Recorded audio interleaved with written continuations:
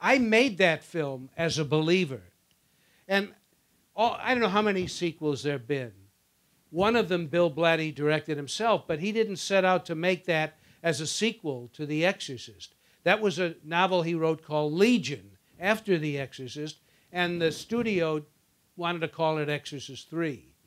But Wasn't the others... there talk at some point, though, that you were going to do another Exorcist? No, I would never go back and do another Exorcist or anything with demonic possession or exorcism in it. Why? I did it! You know, I couldn't do it any better than that. But interesting, your films you go from The Exorcist, but your films have got darker and darker and darker, and more demonic, in a way. I don't feel The Exorcist is a dark film. The girl is... It's not a comedy. Saved it. You figured that out. How many years have you been writing film criticism? Now you've come to that conclusion. Okay, you're right. It's not a comedy. I could be wrong. I mean, Tennessee Williams, when he saw Streetcar Named Desire, was laughing hysterically. And when someone told him shut up, he said, but it's funny. That's true. And The Exorcist is not a comedy. But in the end, the girl is saved. The girl is saved, no longer possessed. I wonder how much you thought at the time, maybe you didn't know it was going to be such a gigantic hit. No, of course I didn't. Did you you take it? I don't know how old Linda Blair was when you 12. Cast her. Enormously difficult part to cast. Mm-hmm. Did you wonder how this would impact her life? Yes. She was the only one of several hundred girls, roughly that age, that I met personally, whose life I felt would not be impacted by it. And I thought, we reached a point where there were at least 2,000 girls either put on tape across this country or auditioned by various casting directors and not put on tape, photographed or whatever, and we couldn't find anybody. It was a part written for a 12-year-old.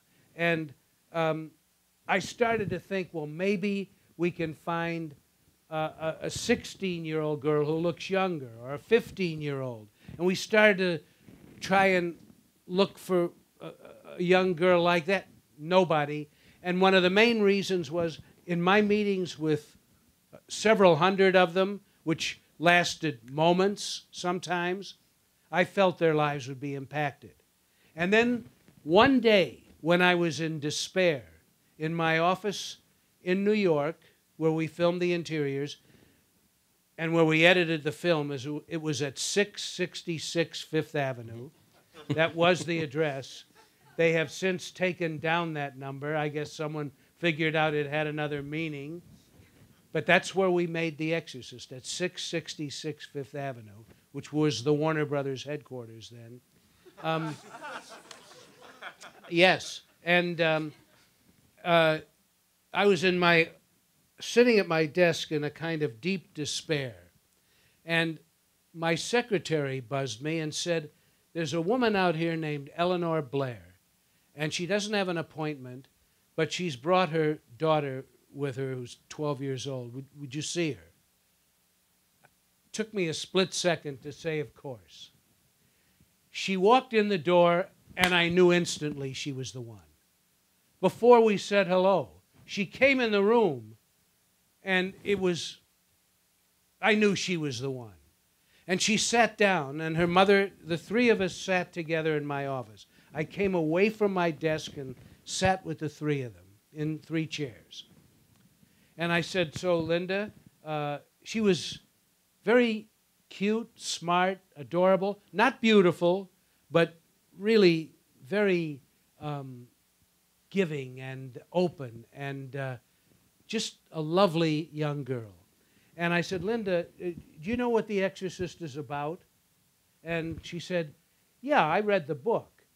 I said, you did? I said, well, what is it? And she said, well, it's about a little girl who gets possessed by the devil and does a whole bunch of bad things.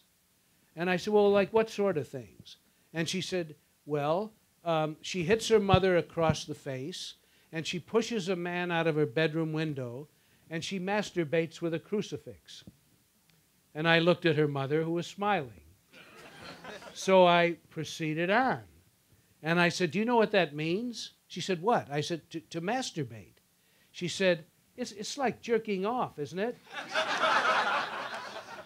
I said, have you ever done that? I looked at her mother, who was still smiling, and she said, sure, haven't you? And so I hired her. Because I knew that she could handle this material with a sense of humor. And every day on the set, I made it like a game for her. She will tell you today that she never knew precisely the implications of what she was doing in the possession scenes. But she would just follow what I told her to do. I would literally do something I never have done before. I gave her line readings. I told her how to read the lines, and I assured her and her mother that it would not be her voice in those scenes, and it wasn't. Did the subject matter of it torment you at all? Or no. You didn't have... Well, I read the files of the actual case. There were 3 cases only in the 20th century in the United States that the Catholic Church in America authenticated, and this was one of them. And it took place in 1949 in Silver Spring, Maryland, and it was a 14-year-old boy. And later, when Bill Blatty, who was an undergraduate at Georgetown at the time, heard about this case, he wanted to write about it as nonfiction, but he couldn't get any of the priests or anyone else who knew about what had happened there. And by the way, the story of this case was on the front page of the Washington Post in 1949. It ran about 3 pages. You can Google it right now. You can Google it, Washington Post 1949 exorcism, or just 1949 exorcism, and that story will come up. It was written by a journalist called Bill Brinkley, who later became a novelist. He wrote a novel that was very popular called Don't Go Near the Water. But he was a reporter for the Washington Post. And he states frankly in this article that this young man, whose name he doesn't reveal, nor have I ever, but we know who he is and where he is, that this young man was possessed, an exorcism took place, he was moved out of that district, out of the Washington Diocese, to St. Louis, Missouri, to Alexian Brothers Hospital in St. Louis, and the exorcism was performed there and was successful. The young man later went on to have a very successful career. He's retired now, and he's moved back to that area with no memory of what happened to him when he was 14 in 1949. Now, do you believe that can happen? And if you do... I read it. Right. I read the diaries. Do you believe in the devil? I believe that there is a force of evil in every single one of us, just as there's a force for good.